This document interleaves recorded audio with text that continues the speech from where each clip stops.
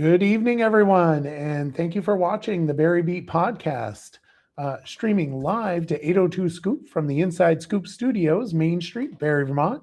My name is Michael Booten, and of course, we've got over there Liam Hogan from Hogan Group LLC, my co-host. How you doing, Liam? Good. How are you? I can't complain too much. I mean, I can, but it's probably not worth it. Complain about this weather we're getting. I know the rain is terrible, but it looks like it's going to be nice. It's going to be nicer, right? That's like good. It's starting to warm up, so you won't have to go to Yipes to get a car starter for the cold weather. Right. You'll have to go there to get it for the air conditioner. The air conditioner. I already had to use that a couple times this last week. Yes, I did too. It was pretty warm last week. That's for sure. So today, of course, it was 49 degrees. Tomorrow, we're going to get some AM snow with possible showers later on, a high of 39. Tuesday is showers with AM showers, I believe, with highs of 48. And then Wednesday, this is where this is like the last day of, rain, hopefully. Wednesday will be a shower, and that's 59 degrees high. And Thursday, sun and clouds, 60 degrees. And then Friday, sun and clouds, 60 degrees. Then Saturday, 62 degrees, but there's going to be some showers possible. Oh, man. And then Sunday, also showers possible, 58 degrees. And then Monday next week, sun and clouds, 58 degrees. So, I mean, it's we're getting good. there. We're getting there.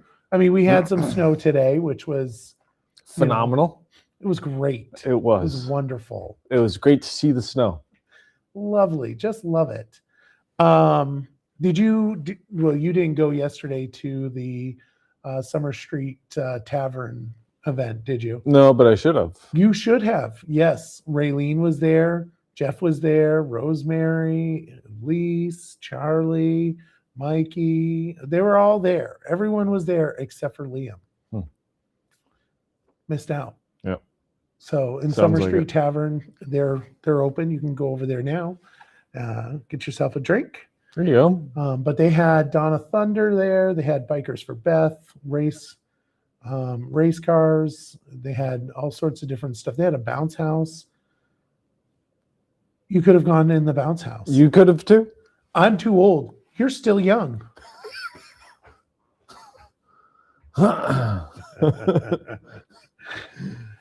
All right. So we do have city council this week. They're going to be approving the purchase option for the Fecto property up on Prospect Heights. I guess per ACCD, which is Agency of Community Commerce and Community Development, they told the city that they weren't able to accept it, I guess, the original one, so they'll be doing another one or something like that. They prevented them from signing the other one. Council will be appointing Michelle Lathrop to the Neighborly Barre Committee. Do you know Michelle? No, you don't know Michelle. Is she related to the ones in Chelsea? I don't know. She used to work at National Life. That's how you eat. Yep. They're modifying the parking ban. So currently the parking ban is if they do the regroup thing, then there's a parking ban. Right. And that's only from November till April, I think. And they're modifying it so that it will be all year round, just in case they want to do street cleaning or if there's activities. So exciting. Yeah. Don't park where you're not supposed to. Well, don't park on nights that the regroup message goes out telling you not to park.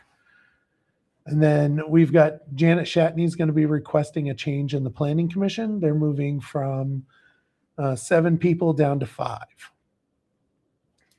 Super exciting.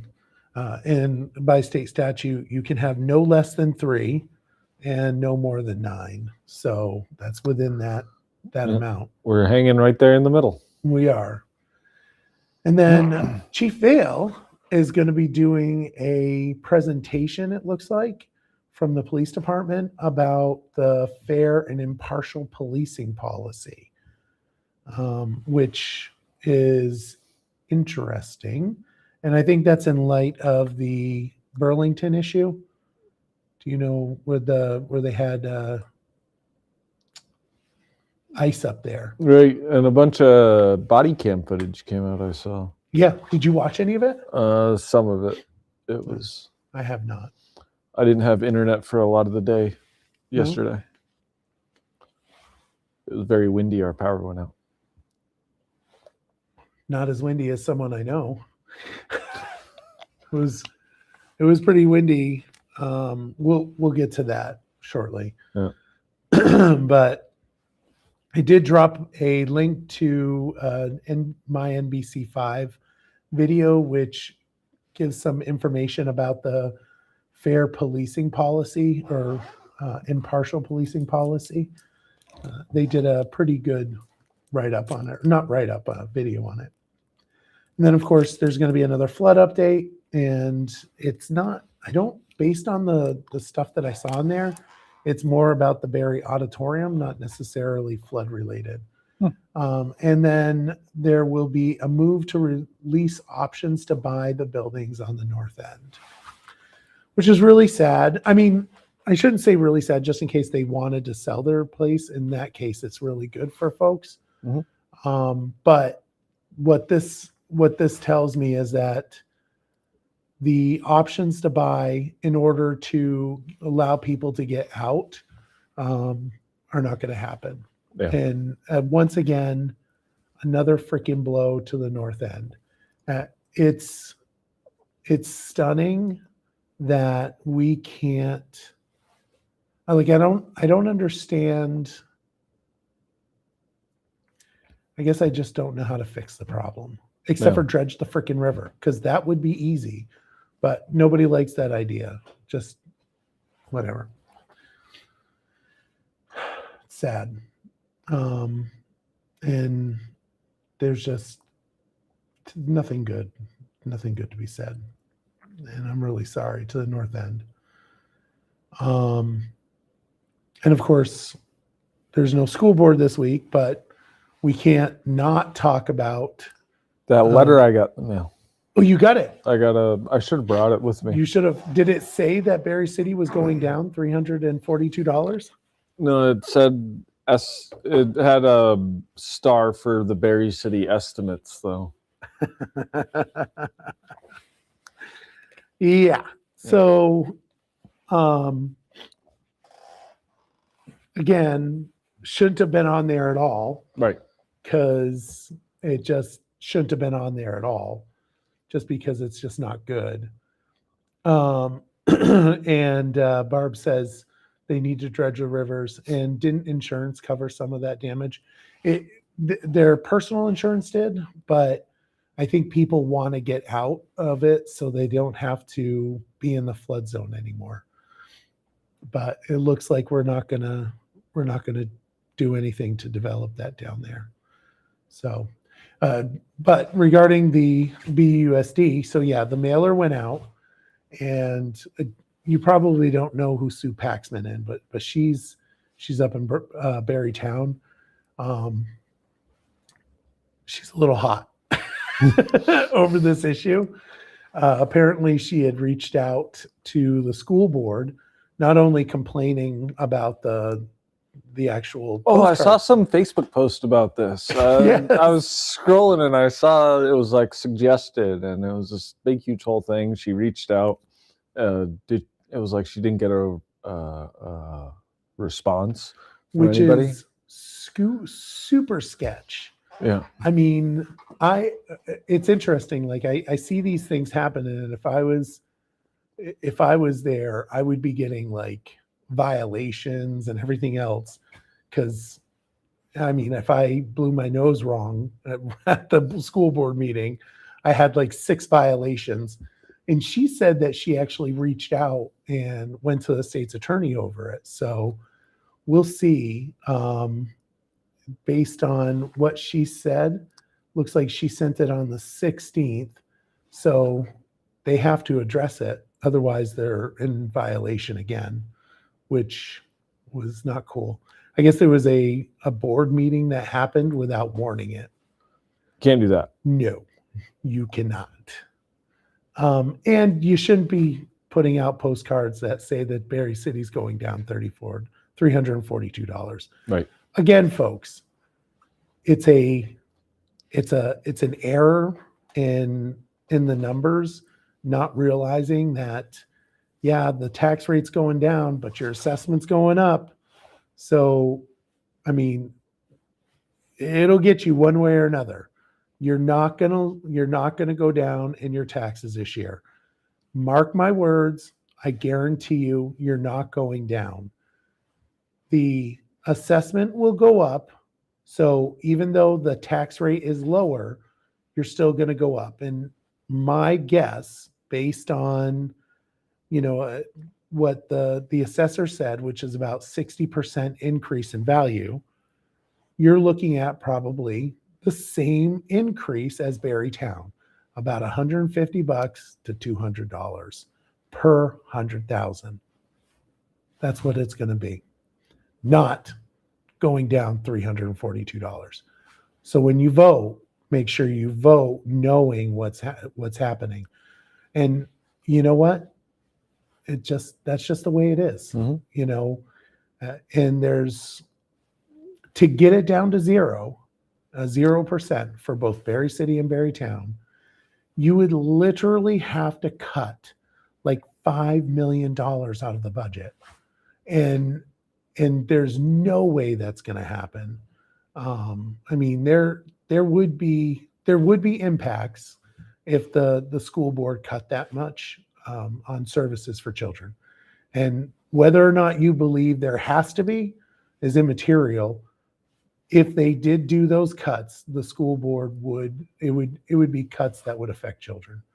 So just something to think about, and Food for thought. So yeah, I'm not saying that you should or shouldn't vote for the budget. I'm just telling you, go into it with eyes wide open. Yeah. It'll be interesting to see what happens with Sue Paxman's issue. It will be. Yeah. I saw that when you said that, I was like, wait a second. I don't know her, but I saw something. Yeah. She was a little hot. I'm going to read it now. She said, it's my understanding the BUUSD board has committed an open meeting law violation. And I would like to know what the board plans to do about it today, Thursday, April 16th, or I will immediately be contacting the Attorney General's office. Actually, I already have a call in to them about something else. So it will be added to what I talked to them about. And you know what? It's super easy. Like, they'll just have to warn a meeting. They have to do it within 10 days. They have to meet within 10 days and go through it and determine a cure for it, which means, fixing the problem, which is going to be, they'll end up doing training on open meeting laws. We had plenty of training in open meeting laws last year and the year before that, because I was getting open meeting law violations for stupid crap. It wasn't even things like this. It was like, what was the dumbest one? Oh, I got an open meeting law violation because somebody said that the minutes weren't posted, but they were posted. They were just way at the bottom of the list. And I kicked back at the person and they were like, I don't care. They weren't available to see. So we had to do a meeting because of it. And it was ridiculous. Sounds I'm ridiculous. so glad I'm not on that board anymore. Might have avoided this violation though, had you been. Yeah, I would have. And I wouldn't have made a mistake about sending out the postcard, but that's neither here nor there.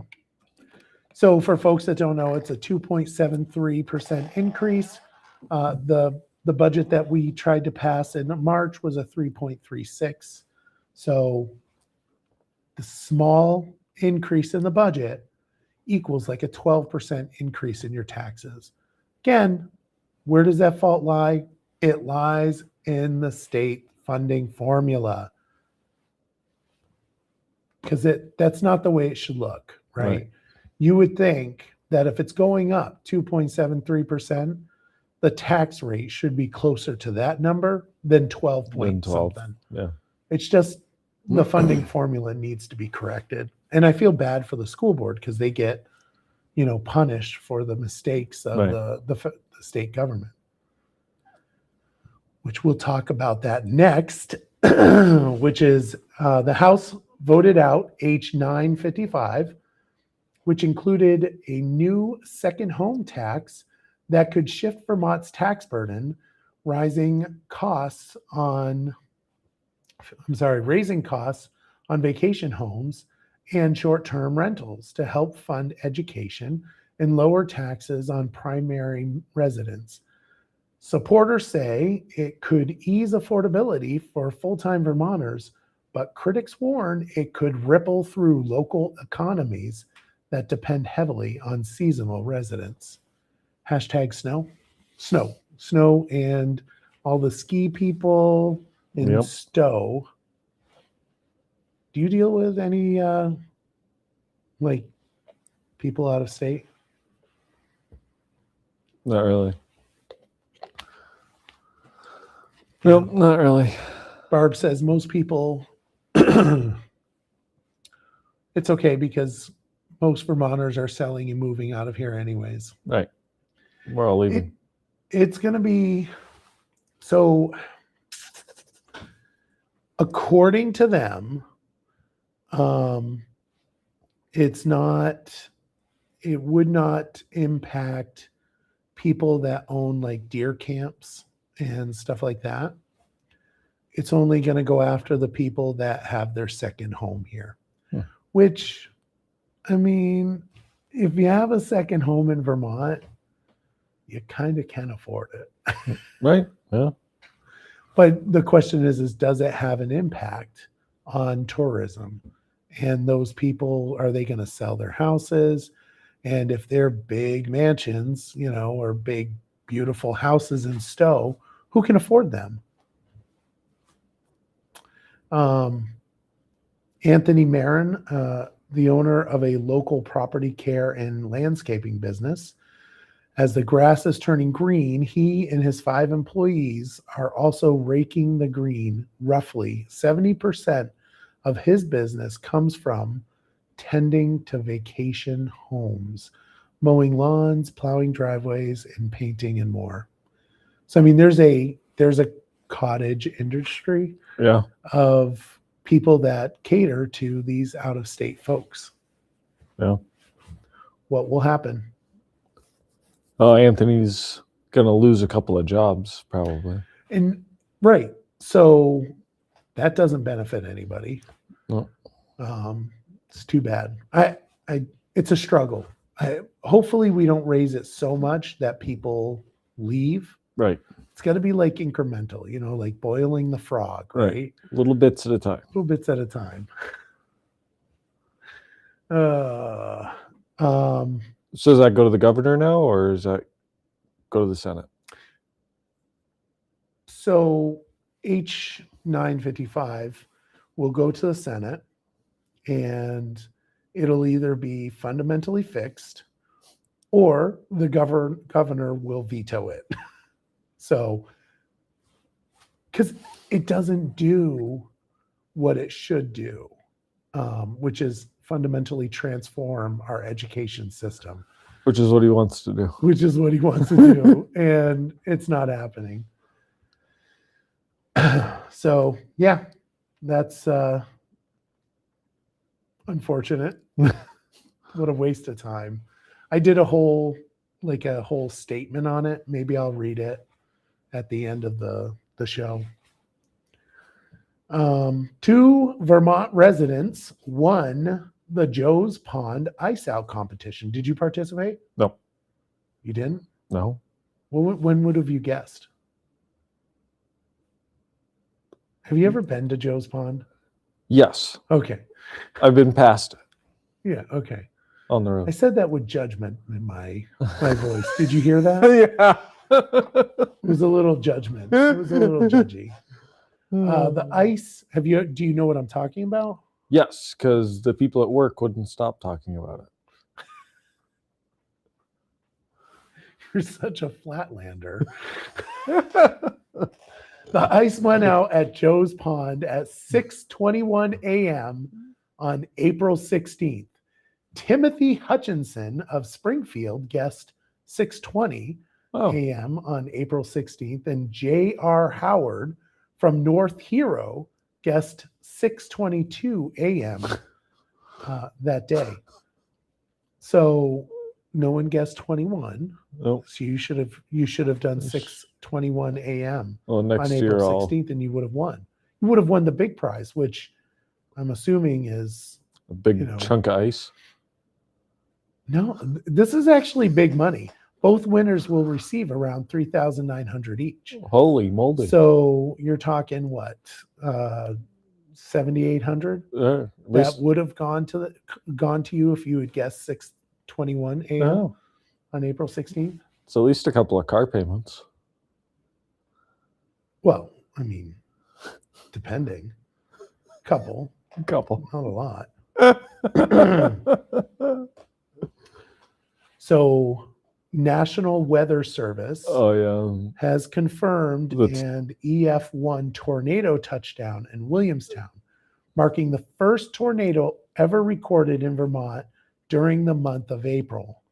The storm packed winds up to 90 miles per hour and, while short-lived, caused noticeable damage to homes, trees, and farm buildings in just a matter of minutes. So you heard about this. I heard about that. And actually, I want to say I had gone to bed already. But then I had gotten back up. It's like 9:15 p.m. at night. You were in bed at 9:15 p.m. at night? Yeah. I got to get up early. I'm not old, so I can't sleep in. And I also don't work from home. So. You're just cruising. So the tornado touched down at 9:15 p.m. and lasted 3 minutes. Yeah. Traveled roughly 0.43 miles and a width of about 100 yards. Peak winds reached approximately 90 miles per hour and caused, well, we already went over that.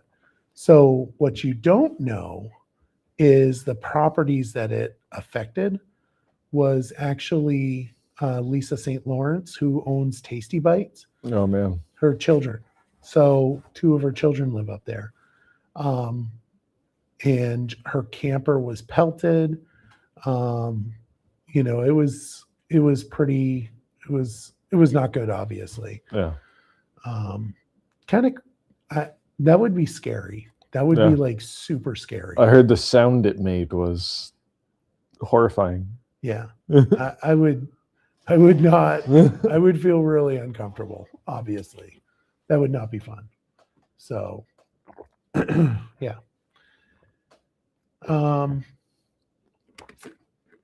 But yeah, so it was Tasty Bites owners, Lisa St. Lawrence. And you should go over to Tasty Bites and have breakfast. There you go. Have you been there yet? Yeah, me and you went there when we started the Barre Beat. That's right. That's where I have all my meetings, is down there. Yep. I saw Gina yesterday down there. We had breakfast yesterday because I was all hot over the education bill and wanted to do a bunch of crazy stuff. And she's like, calm down. Calm down, Michael. Calm down. Calm down. That's what everybody tells me. Settle down, spark plug. Settle down. But you know what? At least your Barre representative is like doing something versus not. Right. A Barre man accused of pulling over drivers while pretending to be a Vermont state trooper. I love it. Vermont State Police say Joshua Newton, 24, intimidated and stopped drivers on Interstate 89 north in Montpelier on Wednesday morning. Newton was driving a black Ford Explorer Interceptor with flashing amber and white lights. Photo provided, which it's not here.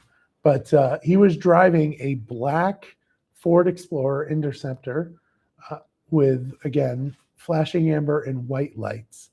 Amber and white lights, which isn't that like the caution lights? Right. That's a construction vehicle. Who's pulling over for that? I don't know. Newton was cited for impersonation of an officer, negligent operation, and disorderly conduct. And notify the police if you have been pulled over by him. So, yeah. So tell me about, you were very excited about this. Are you thinking about pulling people over? In your No, I TV? just think it's hilarious. What happened?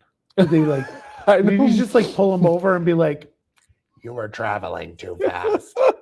I don't know. I don't know how that conversation starts. And what was he wearing? Like, is he in a freaking black hoodie and a baseball cap?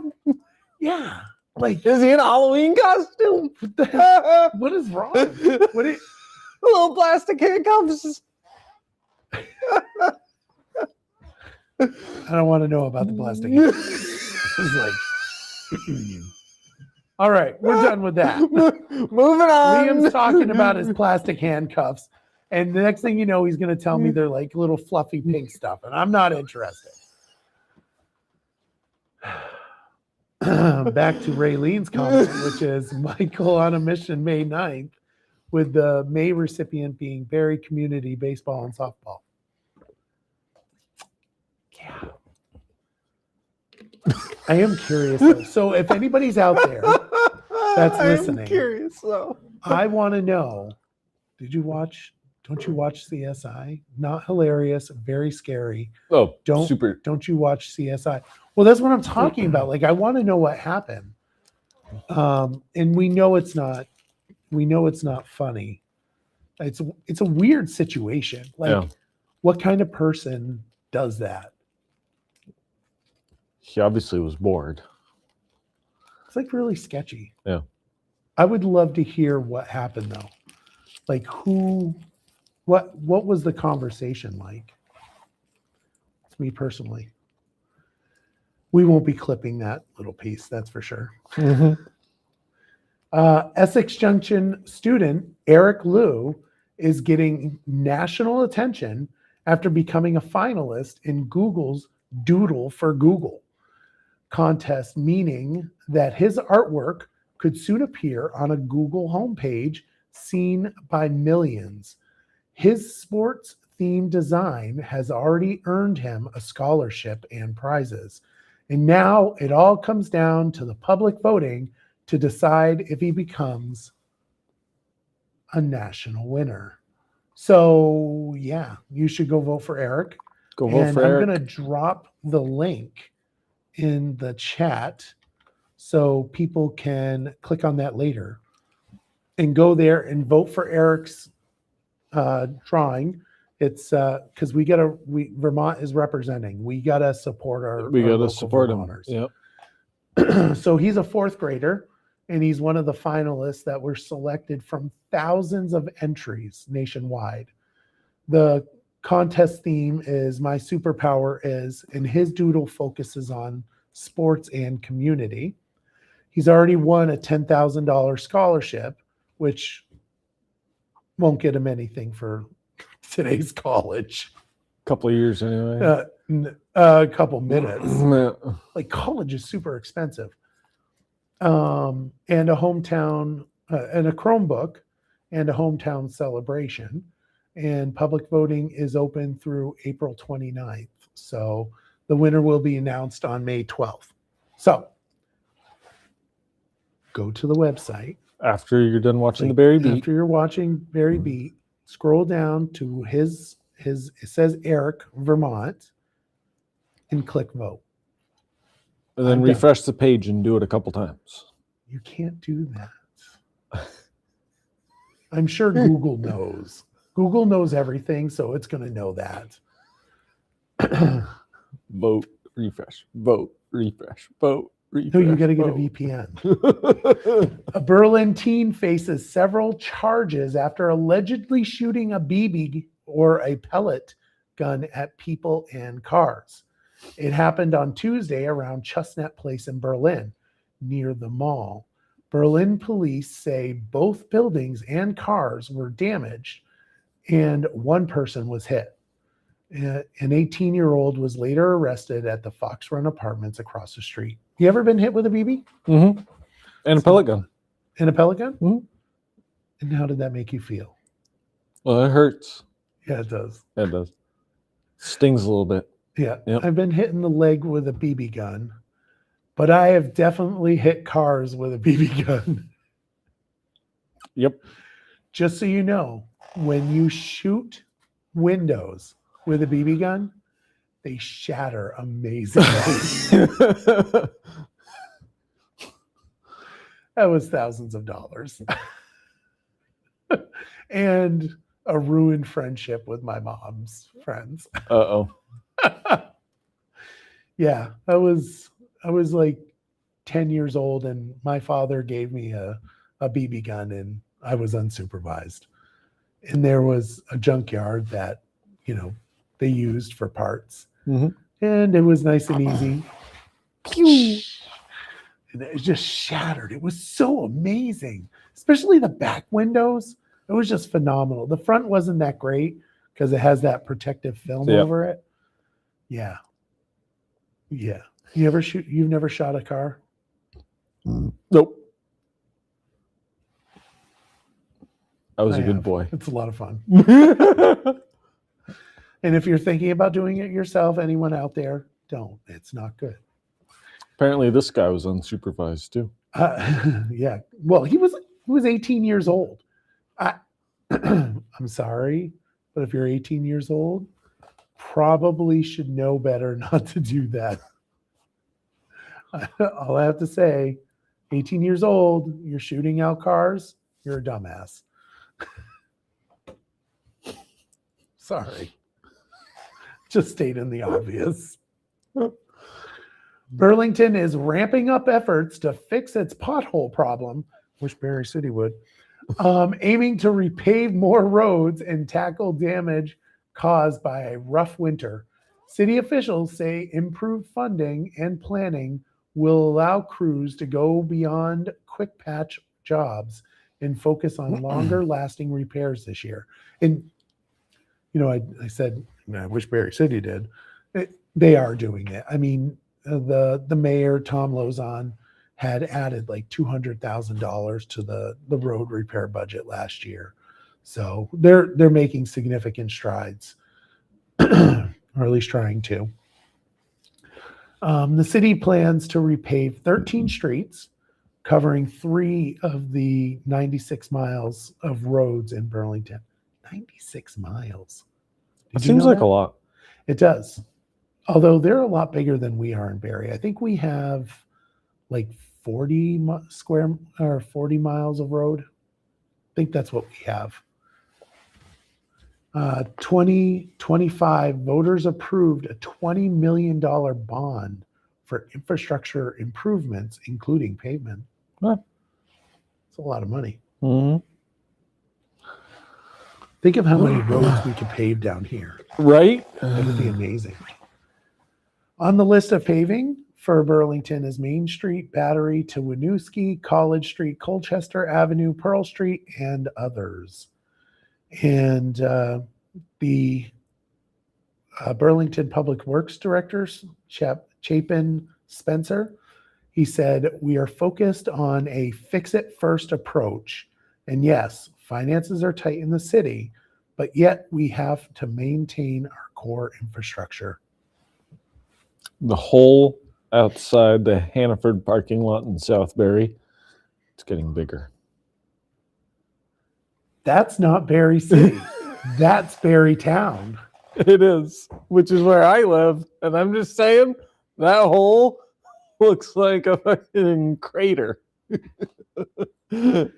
That's not Barre. All I'm City. saying. That's Barre Town. I gotta take my car and I gotta line it up just right so I don't go in it. Our problem is South Main Street. That's our problem, where you can see the cobblestone. Oh yeah, yeah. That's It'd be wonderful. interesting to have a cobblestone road these days. You know, we should probably. I feel like it's in better condition than. I feel like there's not as many potholes. I think you're probably right. I think it would be an interesting venture to think about. But, you know, you go through the potholes, you're going to need your vehicle checked up. So go to Quick Lube, Vermont Quick Lube. So if you're in Burlington, after hitting all the potholes, Come go on down. to Vermont Quick Lube. You just go down the exit up in South or in Barre Town. Just go down the little what is that, 1664? I don't know what it is, but the little exit, it's huge, long one. Get down to the 4-way intersection, take a right, go right on over to Vermont Quick Lube. They'll fix you up. Right. And make sure you keep all your car parts in your car so that they can put them all back together again.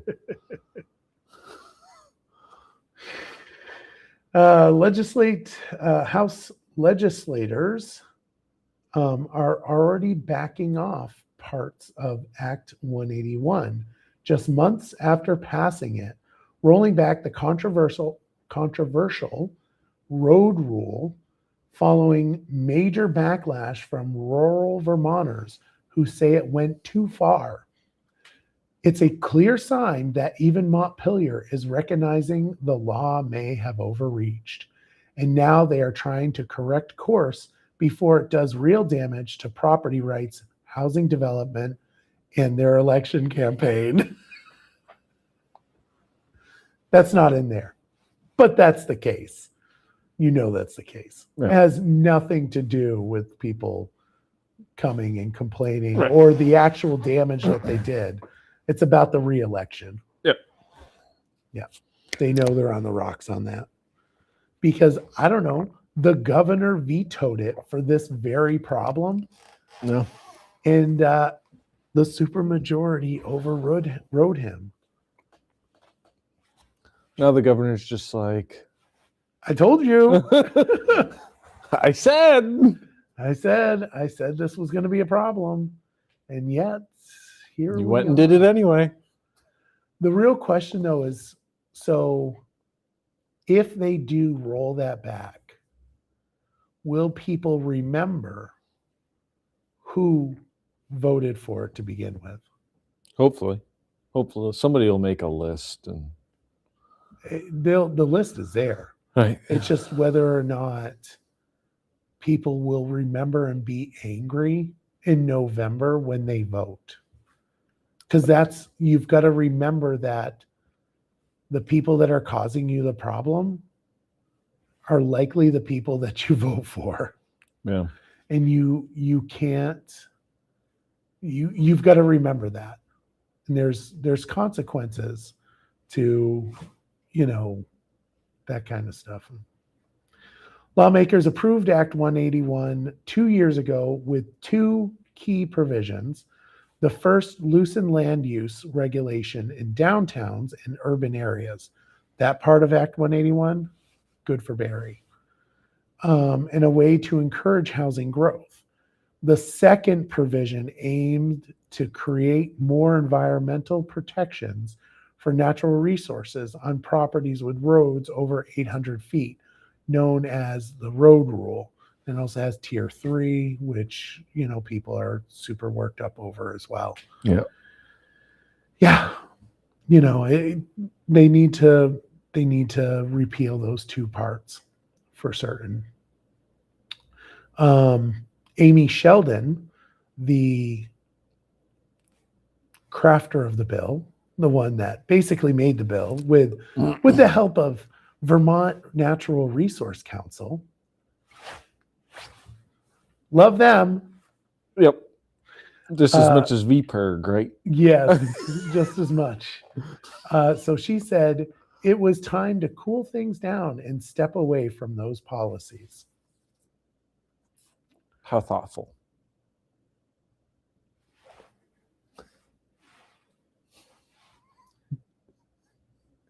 Jill Korinsky said, Vermonters have been clear that a top-down approach, whether it be land use policy or the administration's proposal to force school consolidation into 5 districts, is not the right approach for shaping the future of our state. Just as a side note, Phil Scott hasn't talked about 5 districts in over a year. He threw that out there as the starting spot. Like, I'm giving you this map, develop it. Right. Do something, make it better. You know, just want to be clear. Governor Scott said the reversal is a learning lesson on compromise. Just because you have the power doesn't mean you should use it in that way. If someone is throwing you a lifeline, why not take it and make the changes needed to get the support from everyone instead of forcing it through? That was in reference to, you know, he vetoed that bill. Right. And yeah, so fun. Act 181. Just remember, if you have a problem with it, make sure you know who you're voting for. And another road issue, Vermont's roads are already in rough shape, and officials warn they're about to get significantly worse as the state falls behind on maintenance and runs out of reliable funding. Rising construction costs, declining gas revenue, and climate-related damage are creating the perfect storm, leaving lawmakers scrambling for solutions while the road system continues to deteriorate. So this is regarding the T fund, the transportation fund. There's not enough money in it to do all the necessary. You look at South Main, which is supposed to be done by the state of Vermont. And again, we have cobblestone there. Right. You know, that's not Barre City. That's actually the state of Vermont. Like I said, just put the cobblestone back. It'd probably be better. It probably would be. Construction costs have surged more than 60% since 2020. Wow. They are thinking about doing a mileage usage. You don't have an EV, do you? No. Can you say that with a little more disdain? I don't think Raylene heard you. She has an EV. I'm sorry. She has a Raylene. hybrid. Wow. State may only repave about 1% of the roads per year. That's like 99 years to pave the entire road, all the roads. Yeah, that's not good because none of those roads last longer than 9 years. Not even 9 years. I think so. South Main Street was paved what? Wasn't that long ago. I mean, I want to say it's the big dig was in 2013, I think. 2012, 2013. And it was totally trashed by like 2020. So, yeah. Without changes, roads in poor condition could jump from 38% to 60% by 2030. That's not good. So Nope. they're currently poor condition 38%, but would be 60% in 2030, which maybe we should just go back to cobblestone. cobblestones. Probably a lot cheaper. I'm going to tell you. So I'm driving down South Main Street, and of course I'm going super slow, right? I got, you know, I don't want to pop my tires. And some douchebag is like following behind me, and I'm like swerving all over the road because of the potholes, right? That's what you do. Yeah. And this guy, I don't know what his problem was because he clearly had a yank, and he came up and sped right by me on the street. I'm like, what the is wrong with you? And What I'm are you like, doing? I'm looking and I'm watching, and I'm like, oh, I hope you hit a bad one and it breaks your car. And then he sped up around me, and then he hits the red light, and I just pull up behind him. And then he like switched lanes because the red light was taking too long. And I'm like, dude, What are you Like, doing? I don't know where you got to go that's so important, but you ain't that important. It was funny. I was like, okay, whatever. The AOT, they transferred the fund that's having issues. They had transferred $10 million from the education fund into the T fund. 2 rounds of layoffs and a 30 million gap still exists. Can you imagine hitting that button? For 2 layoffs? No, for $10 million into different funds. Oh yeah, we just got to transfer a quick 10 million. Click. I wish I can imagine that. I can't. But yeah, two rounds of layoffs. I'll just say it's too bad. They will be likely making it so that you have to pay for the credit card charges in the future. So be prepared. Or just pay cash. Or just pay cash or via check. You ready for the fun one? What's the fun one? Ben and Jerry's co-founder, Ben Cohen, turned the company's iconic Free Cone Day into a political statement this year, rebranding it Free the Cone Day. Get it? Free Cone Day to Free the Cone Day. As part of a growing fight with the parent company, Unilever, over control of the brand.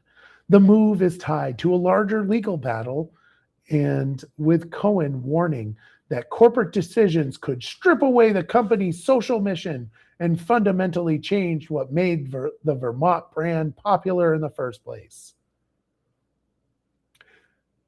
Okay. So I'll let you go first. Free the cone. Free the cone? Yeah. You know what? Dude, you sold out back in like the 90s, okay? And you sold it to a bigger company. Don't be pissing and moaning when they make decisions you don't like. You're the one that sold out. Move on. Go make another ice cream company. Or better yet, just shut up, and everybody else, just go to Legendary. They're now open. Yeah. Create another one called Ben's. Yeah. Yeah. I mean, I don't know what to tell you. Like, when you sell your company, you lose control. It isn't like you don't have control over it. You sold out for money. You know what? I don't know what to tell you. Wasn't he You still sold part out. of it? You should have kept the company. Doesn't he have like a honorary They have some weird thing that's set up. honorary position or something? He can still. Yeah, but at the end of the day, Unilever owns it. They Right. can do whatever they want. When you sell your stake in the company, It's you gone. You lose control.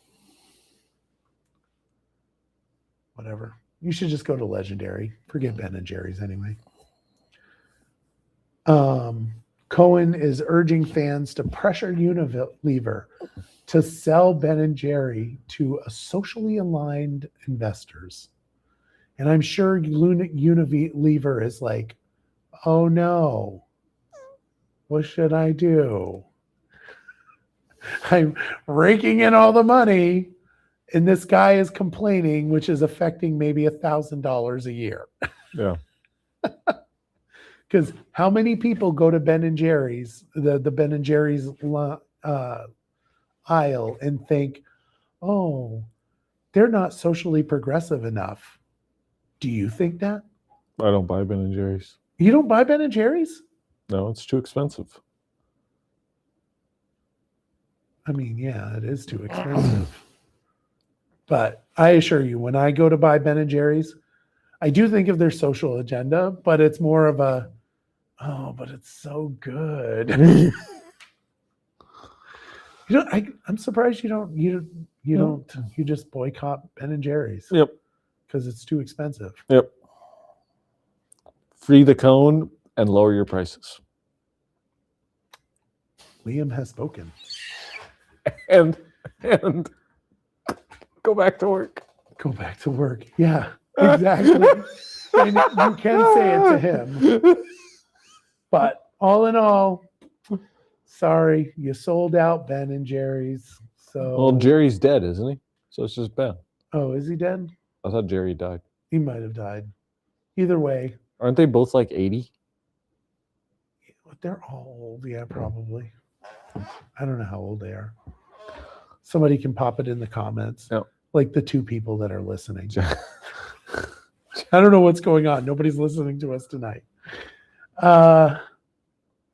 So gold demand is surging as global uncertainty from the geopolitical tensions to economic instability pushes investors towards safe haven assets. But experts are warning this rush may be getting ahead of itself. While prices have climbed sharply and interest is high, analysts caution that volatility is increasing and a pullback could come just as quickly as conditions stabilize. Do you have gold? Nope. No? You have any gold? I do not. But the whole reason for me putting this in there is so that I could talk about Roland Tuzion. So I went to Kristen and Roland's house this week, and he was showing off his gold that he's gotten from panning. Mm-hmm. It's like this much. Right, little tiny pieces. He's telling me about it. And I'm actually really interested in going. I want to see this go down. And he's talking about how, you know, he's collected all this gold, and I'm looking at it and I'm like, and I'm like shaking it. And then I put it in my pocket thinking that I was going to get away with something. I didn't. I ended up having to give it back. But so I'm going to go panning with him at some point. And he was telling me about the rules. Apparently, you cannot use any type of equipment that's like has moving parts. Otherwise, you got to get a permit. So if you got a device where you crank it and it like shifts the sand, you got to get a permit for that. But this is the best part right here. Ready? If you get a little hose that's hooked up that can scoop up stuff in the water by sucking it out, that's called dredging. There you go. And you're not allowed to do it. Oh. Huh. Isn't that insane? That is. Super insane. He had, so because you can do that over in New Hampshire. And it just, I'm like, seriously? Totally ridiculous. That's all I wanted to do. I just wanted to talk about the dredging, and that was it. You want to go panning? No. Neither do I. No. But I'm going to go. I'm going Right. to go. Kristen was like, I don't go because I want to get gold. If I'm going to go, I'm going to get gold. And that's, you know, then we get back to the little bottle of gold. I'm like, yeah, we're not going to find any. So I'm going to go and pan, and I'm not going to find any gold. Probably I'm gonna not. be irritated. You're going to find lots of sand, though. Yeah. Not looking forward to that. I'm looking forward to the idea of getting gold, but Yeah. probably won't. I'll just be sitting there going like this. You can just go buy some gold. You know what? I should do that. I should do that and put it in there and get enough gold that it's more than he's ever gotten. Yeah. And then he'll be like, oh my goodness, I might do that. I might do that. Kristen, you'll have to tell me if that's a good idea. Senate Pro Tem Phil Baruth is making another push to ban guns in bars, this time expanding it statewide after a local Burlington proposal stalled. The late session move adds the policy into a broader gun bill setting up high stakes fight in the legislature with uncertain odds, especially given Governor Phil Scott's stated opposition. Well, guns in bars just doesn't seem like a good idea anyway. So Yeah, that's not your business. If a No. bar wants to have guns, guns. this is banning it. Right. Across The board. owners of a bar or people that go into the bar? This is banning all guns from all bars where there's no, well, actually, I think it says it would be, make it illegal to carry firearms in bars and venues that serve alcohol. Alcohol and guns don't mix. So I can't say. Oh, you're not a pro Second Amendment guy. Can't say I'm not. Liam's going to get canceled really big time. Wow. Yeah. No, just no. I'll be voting no on that bill. Just an FYI. You shouldn't be making that rule. If I own a bar and I want people to feel comfortable in the bar, you know who gets killed in bars with guns? People that don't go to the bar to drink. They go there to cause damage and hurt people. It has nothing to do with the alcohol. And like the cases where it's happened, no matter how many rules you have, that would have happened. Yeah. It's like, I think of, was it the Pulse? The Pulse thing down in Florida? Yeah. They probably had a no gun rule there. Probably. It doesn't work.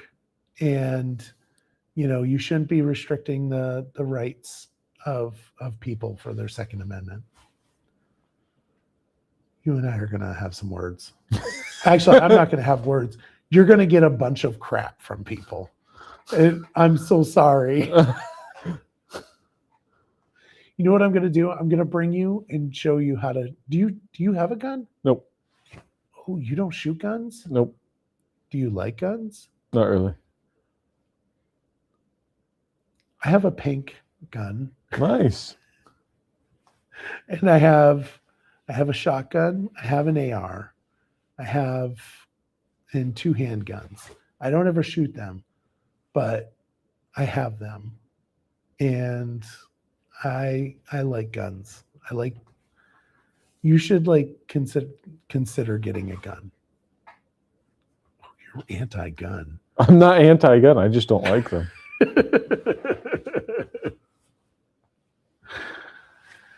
All right. Moving on. I won't make you feel any more uncomfortable about it. House Ways and Means is seriously considering a new tax the rich proposal that would dramatically raise taxes on Vermont's highest earners, creating one of the highest top tax rates in the country.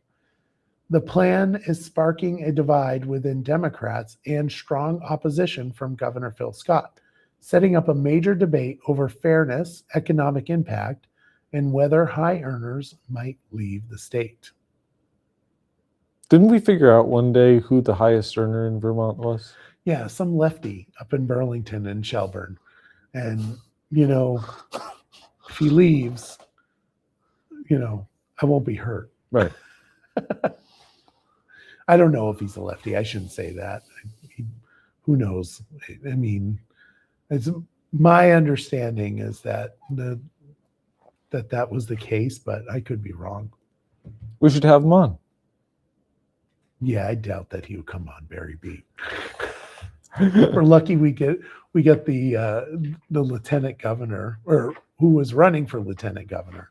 Still trying to get him on again. Who's that? John Rogers. Oh, yeah. Our lieutenant governor. Yeah, our lieutenant. Yep. Been trying to get Phil Scott on, but we can't even keep one person watching. So this would create a new $13.3 top income tax rate for household earners over 586,000 married filing jointly, Wow. which is, I must be reading that wrong, and that can't be right. I'm going to have to fact check that, because if that's the case, holy sugar plums. That's not good. And everybody will be like, $586,000, that's a lot of money. Yeah, until you realize that that's a doctor's salary. Right. So you're talking married filing jointly, 2 doctors easily will hit that. Yeah. So are we really wanting to kick a doctor out? Because that's what will end up happening. I mean, 13.3% is not just the top, making us one of the top. I think California is the top for highest income owners, Yeah. or income earners, and they're 13.25%. So we would be the highest in the nation. And it adds a 4% tax on investment income, which that's a no. It's expected to raise over $170 million if all the people don't leave or find a way to hide their funds, because that's Right. usually what happens That's what when you make happens. that kind of money, by 2028 for the general fund.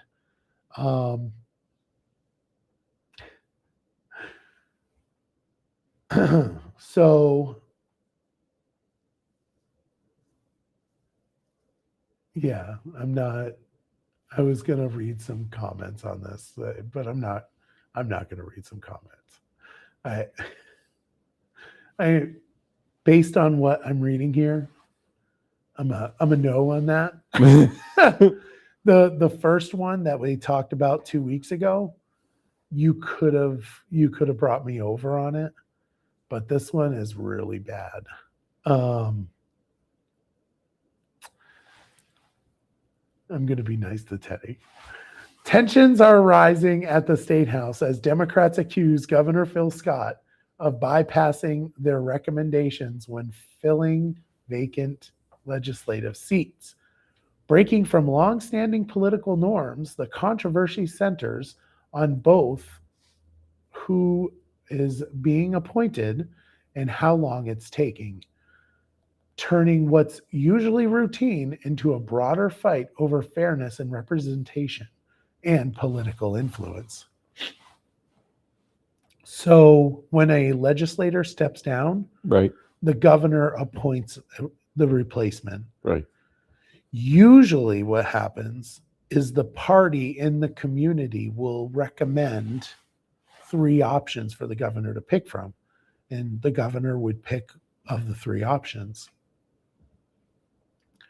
What's happening, which isn't in the story, is that the people that the parties are picking are on the left are like super extreme. So this last one that he replaced, somebody by the name of Scully, I think. Yeah, Kevin Scully from Burlington. Hooper, who is like an average Democrat, not like a far left Democrat, just an average Democrat. And they were trying to replace him with like extremely far left individuals. So Governor Scott reached out and I guess, picked somebody outside of the pool that they had. His right to do that. Right. Seems kind of like a non-issue. Well, probably if it was Shumlin doing it to the Republicans, I might have a problem with it. So I can kind of understand that, but whatever. 8:06. Just like that. Just like that. Should I read my statement? No, I'm not going to read my statement. You can go to my Facebook page and read my statement on H955. I think I already read it, I want to say. Yeah. All right. Well, I have nothing else, and we're clearly not keeping people entertained. I don't know what's We were going supposed on. to spice things up today. We got to work on that because apparently we're not keeping people entertained. What the heck? Tell us how we can fix things. I even brought the purple juice. You did. Could talk about that story. No. You want to talk about your exploits at the local store? Nope. No. Go read on my Facebook page. And there's your answer. Go on to Liam's Facebook page. Have a great night, everyone.